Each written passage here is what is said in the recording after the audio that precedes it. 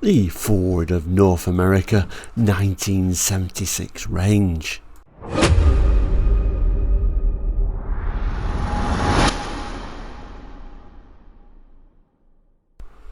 Hello and welcome back to Quarterlight, your car brochure channel here on YouTube, where we look at car brochures from around the world, like this one from North America for 1976.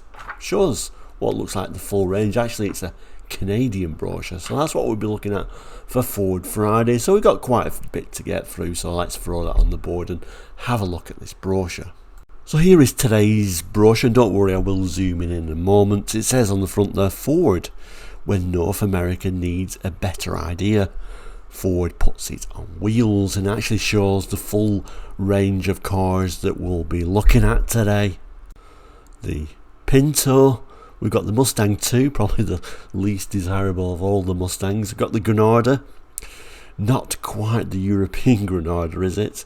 And then we've got the more familiar sort of larger American cars like the range-topping Thunderbird, Ford LTD II, and Ford LTD and the Maverick. So there's the cars that we're looking at, all sold in this brochure in Canada in 1976. So let's move to the first model.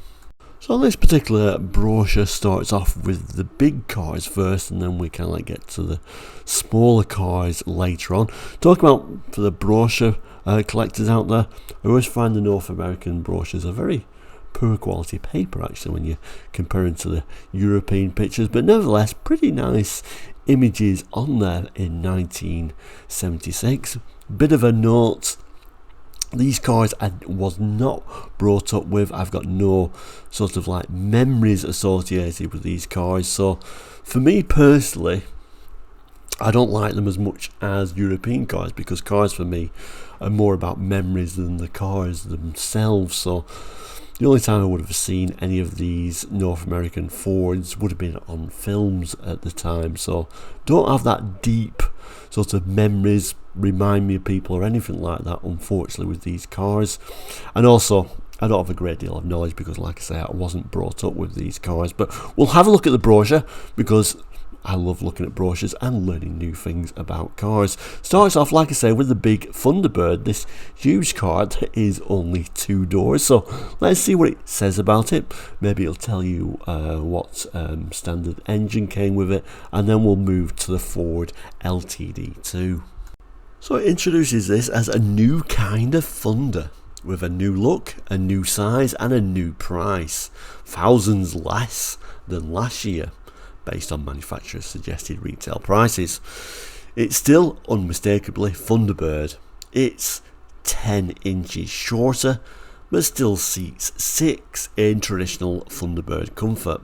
A new suspension system and wider track add new agility and sureness to the legendary quiet and comfort of the Thunderbird ride. So this is mid-70s, bit of an oil crisis we can see all around the world. Cars are getting smaller, so even these vast boats in North America look like they've got a little bit smaller as well, but still, and hardly call them economy cars. Moving down, it tells us about the actual photograph that is next to it. So the Thunderbird 2-door pictured left in polar white, which was code 9D, with optional exterior decor group, the unique wrap-over roof treatment and window design with wide glass in front, opera window in centre, coach window in rear, provide a new level of visibility. And here is the car itself. We may as well take the opportunity to actually look at the car as it's talking about this in polar white with these red treatments. It's then going to start talking about the seats as well, and then we'll read about the seats and look at the seats. This particular one's got a very sort of dark, sort of maroony coloured red seats in it, but it's vast, isn't it? And it's talking about this as being a smaller American car, of course. Vast, particularly as it is only a 2-door car. In some ways I don't understand it, but I'll talk about that in a moment. Let's read more about the split bench seats. So the split bench seats shown left, which we'll have a look in a moment, richly tailored in Ardmore and Casman knit cloth in dark red, called DD, are part of the optional interior decor group, which includes fold down centre armrest, reclining passenger seat, decor door trim panel, and 4-ounce cut pile carpeting, passenger visor, vanity mirror, colour keyed seats, and more. It's really all of the red, including the steering wheel. There are some seats though, they do obviously look like an extremely comfortable seat. Certainly not a sporty car by any stretch of the imagination, but I think the biggest difficulty was probably falling asleep in those seats, which look like they're more like they would be in your home. But anyway, this is the American market. It goes on to tell us. So then it starts talking about the engine. So it's got a functional 302 V8. So 302 is, like I say, I'm not very knowledgeable about American cars, but that's going to be a 4.9, I do believe.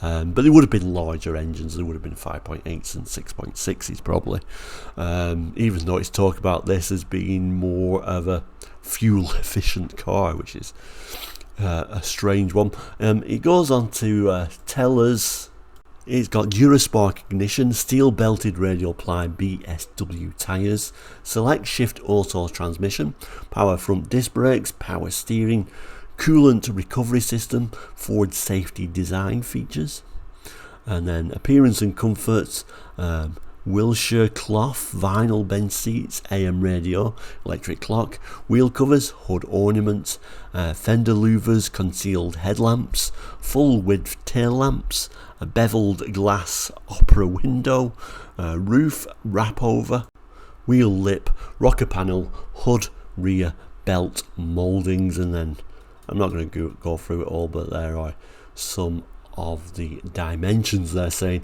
Even though this is only a two-door car, it is actually able to fit 6 people in there. Interesting. And then to one side there it shows the Ford Thunderbird, a little bit of a sketch I guess in a different colour there. This is dark jade metallic, code 46, which I think I prefer it over the white, but yeah. So that takes us to the next model, the Ford LTD II, and this is one of the reasons I was saying I don't really understand the idea of the Thunderbird, because the LTD II has also got sort of a similar sort of look as the Thunderbird, available here as a 2-door with probably same engines in them. So I don't understand that sort of part of American cars, and please fill that in why we needed a Thunderbird and a Ford LTD II 2-door. Not sure, I guess reliving the Thunderbird name is probably the thing. Oh, what sounds better? I've got a Ford Thunderbird, sounds better than I've got a Ford LTD II, I guess. But anyway, the Ford LTD II made more sense because there was a vast array of different models. So, you know, got station wagons, 4-door sedans, etc, etc. So there's a more complete range there. So let's have a look at that. So a new trimmier, sportier line in the LTD tradition. The new LTD II combines LTD's traditional high level of workmanship with Mustang II's sporty spirit. The result, a comfortable new car that's trimmer in size and price than LTD. So the main image in the car we're going to see in the moment is the LTD II 2-door Brougham, shown left, in black, code 1C, with silver half vinyl roof, super luxury in a trimmer size. It's our top of the line in 2-door or 4-door models. Let's have a look at that. And here it is, looking rather nice in black. Same sort of like wheel trims and pretend spoke wheels as the Thunderbird, and like I said, I don't really understand the idea of having both this and the Thunderbird, which essentially looks like the same thing. But anyway, I guess it's all about badge engineering. It goes on to tell us left in pleated lamar vinyl in dove grey, Comes with centre console. Inside certainly doesn't look as special as when we peeped inside the Thunderbird, does it? We've got a centre console now instead of a bench seat, although I'm sure optional either way. Vinyl though, never a huge fan of vinyl. Vinyl was always a big thing in the 70s around the world, but of course ridiculously hot in summer, ridiculously cold in winter. It was never a nice material in my view. I guess the only thing you can say about it was a pretty hard wearing material.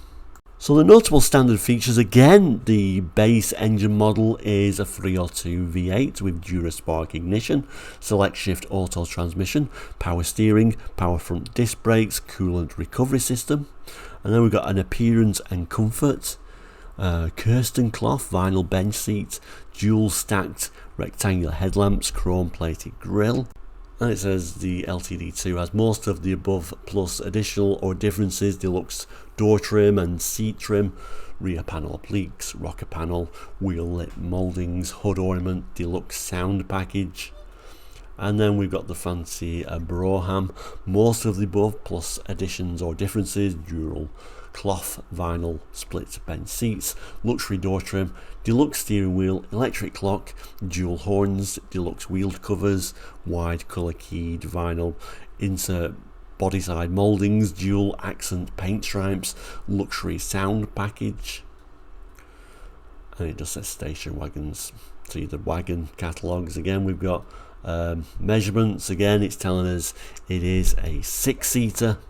I think overall, if I was looking at these, and I've always found the most interesting of these American cars are the station wagons. There's something about these big station wagons, I guess the vehicles that became before the minivans and multi-purpose vehicles really took over from then, and of course SUVs took over from them, but certainly a very practical vehicle.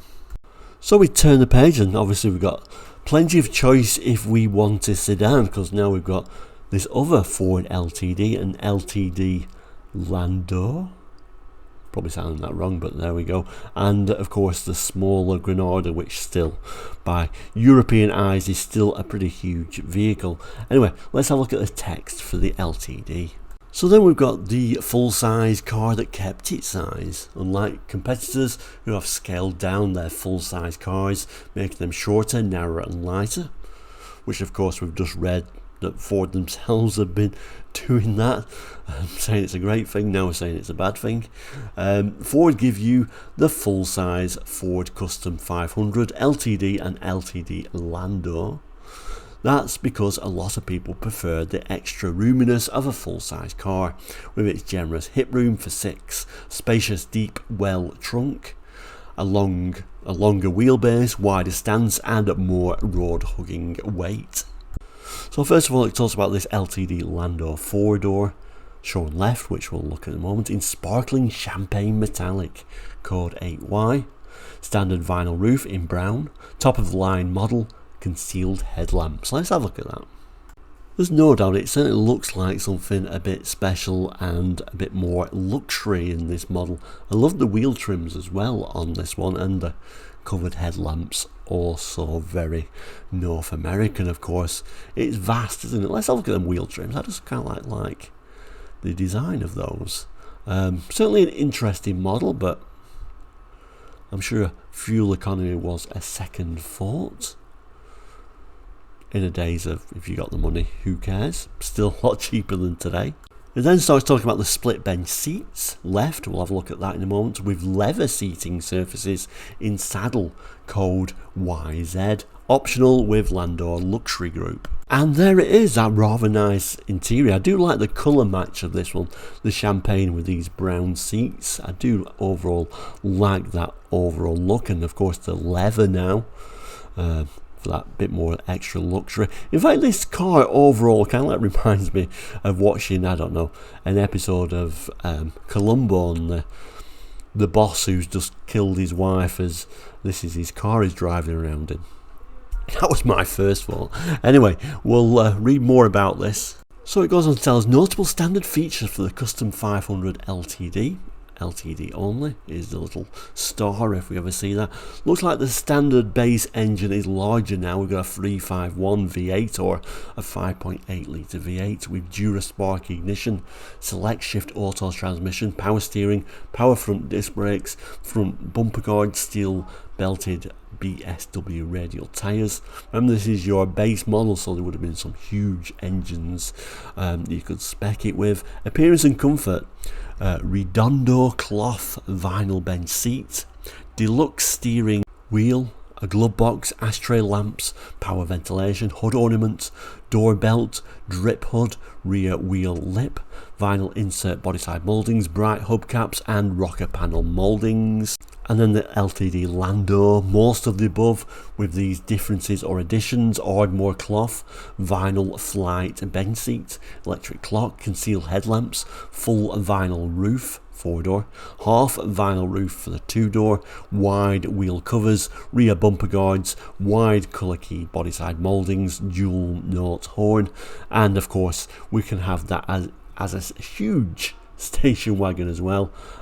There's our dimensions. Looks like we can have up to 8 seaters with the optional dual facing rear seats. Then we get the Ford Granada, which I think from European eyes is a difficult car to look at, because I think all Europeans would say the European Granada was a far more attractive looking car, but of course that's just what you're used to. This is obviously more American styling because it is an American car. We'll start with the text, then we'll come back to the images. It starts by saying, looks like cars costing 3 times as much. Granada styling is often mistaken for cars priced much higher. And inside Granada, the functional design permits 5 adults to sit in comfort. For efficient performance, we've added a new 4-speed, fully synchronized manual floor shift transmission with overdrive, standard on Granada and Granada gear. So the picture is going to be a Granada gear 4-door sedan with luxury decor option in dark jade metallic, code 46, and jade vinyl roof. Granada practicality with gear luxury. And there she is, all of the chrome. I do like the wheels on this one actually, and I quite like this particular shade of green with that green vinyl roof. Maybe this model might grow on me. It then starts talking about the interior. Granada gear interior shown at left with flight bench seat and with luxury decor option in ribbed terrain cloth in dark jade. So there it is inside, so matching green interior to the green outside. I must admit I did like when they used to do that on various makes and models around the world. We can see bits of wood on there, remembering this is the gear model. So then starts talking about this functional 206, so it's going to be a 3.3 litre 6-cylinder engine as the base model, but there were much bigger engines available actually.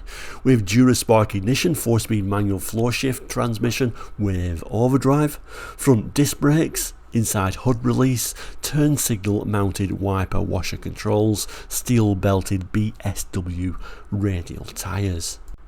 Appearance and comfort: opera windows on the 2-door, hood ornaments, window and drip mouldings, belt and wheel lip mouldings, bench seats with cloth vinyl trim, cigar lighter, full wheel covers. And then for the gear model you get most of above with differences or additions: left hand remote control mirror, wide colour keyed vinyl insert, body side with integral wheel lip mouldings, flight bench seat, deluxe door trim panels, deluxe sound package, unique wheel covers. Like I said, those wheel covers look quite nice on there.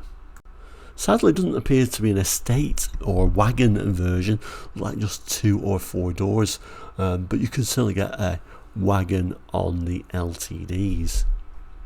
And then we start moving to the smaller models, starting with the Mustang II and then the Pinto.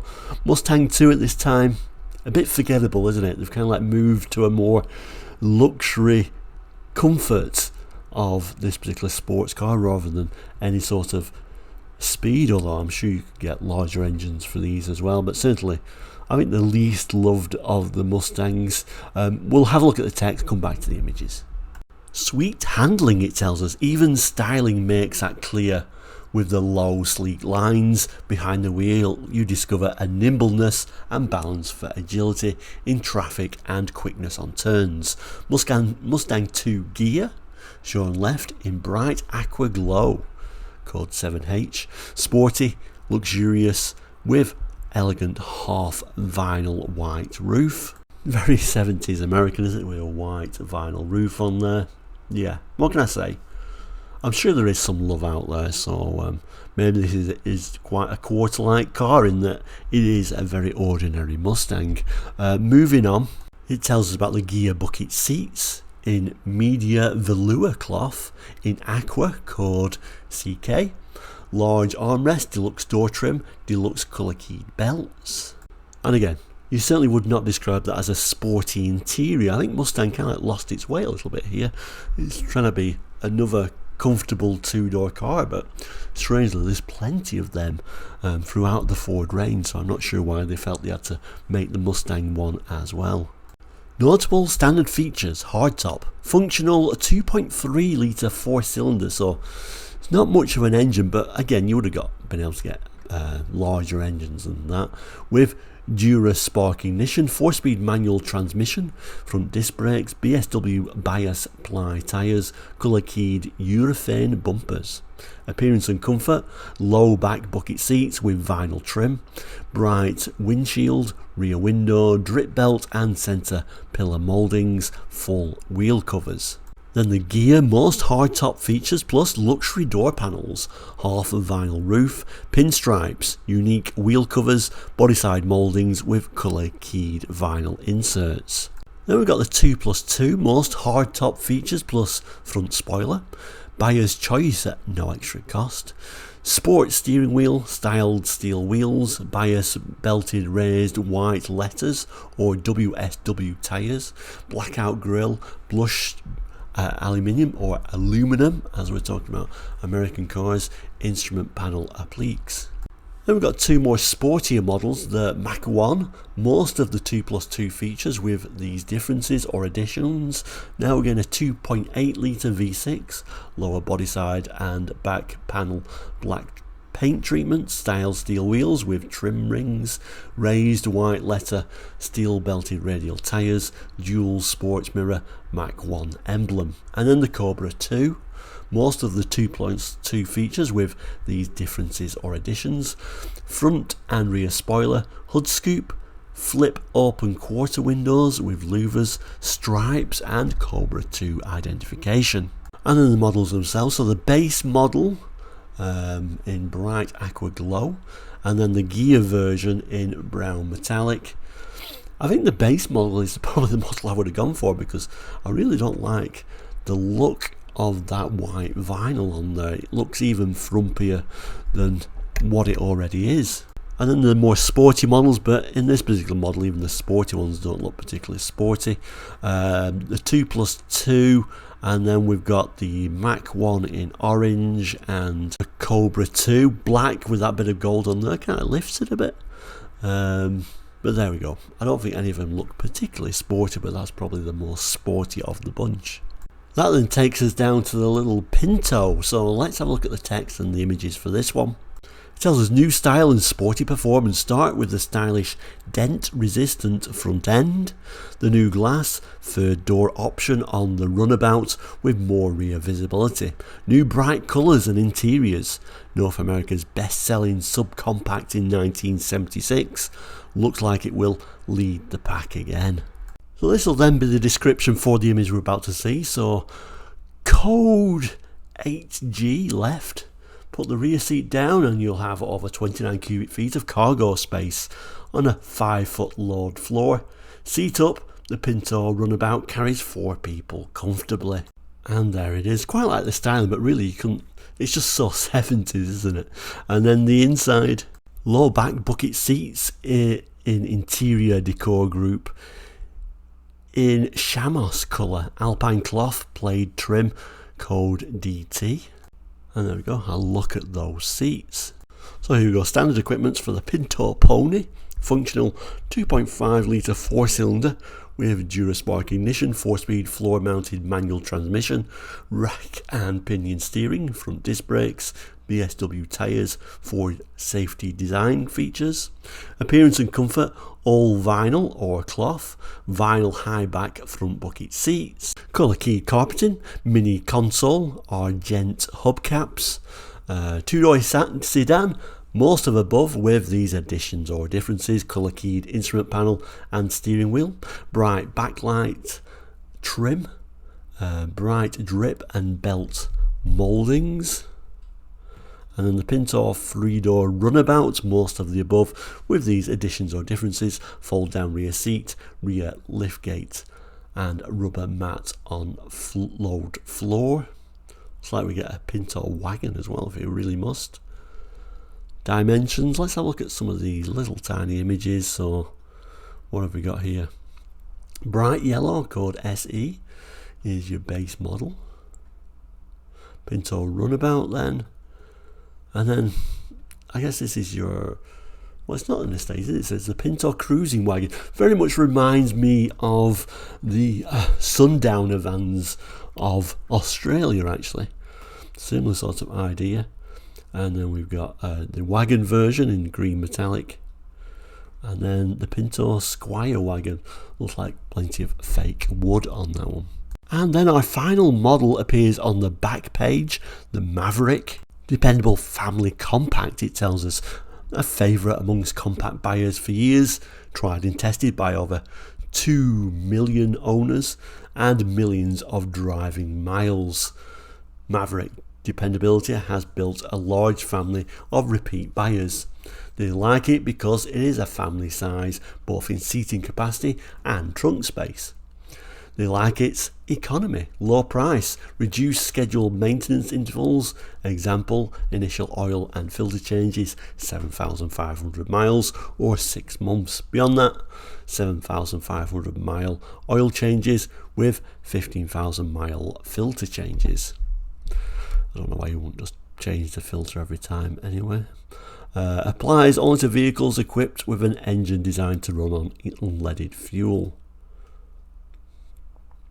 And then we got Maverick 4-door sedan and optional decor group. Pictured above is in bright blue glow, code 3V, with neatly coordinated blue halo vinyl roof, room for 5 adults and a vacation sized trunk to carry their luggage. And there it is from a very unusual angle, but a very pretty colour actually. And then the text referring to the image we're about to see. So bucket seats in medium blue alpine cloth with vinyl, code QB.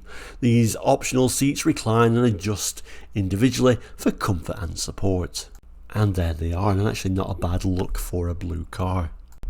So again, it's another 206, which is a 3.3 litre 6-cylinder engine.